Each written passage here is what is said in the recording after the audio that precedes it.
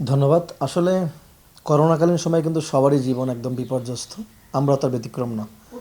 তবে আমি মনে করি যে সবচেয়ে বেশি বিপর্যস্ত শিল্পীরা। যারা ডেইলি বেসিসে কাজ করে, যারা প্রতিদিনের শিল্পী, যারা সহশিল্পী, আমাদের সহযোগী। তো আমরা এই করোনাকালীন থেকে প্রায় প্রথম করোনাকালের যে ঢেউ, সেখানে আমরা প্রায় ১২ বার আর্থিক সহায়তা করেছিলাম এবং অর্থ সহায়তা করেছিলাম গত ঈদেও। আমরা কিন্তু ইফতারি, পিকনিক দুটো করিনি। তার ধারাবাহিকতার দ্বিতীয় ঢেউ, সেখানেও খারাপ অবস্থা। এই প্রথম ঢেউয়ের প্রভাব কিন্তু আপনারাই নিউজ করেছেন।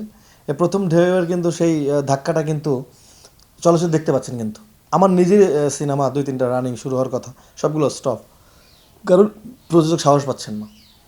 তারই ধারাবাহিকতা দ্বিতীয় ঢেউ কিন্তু অবস্থা খুব খারাপ, যার কিন্তু প্রভাব দেখতে পাচ্ছেন। সিনেমা হলগুলোতে এবার কী অবস্থা!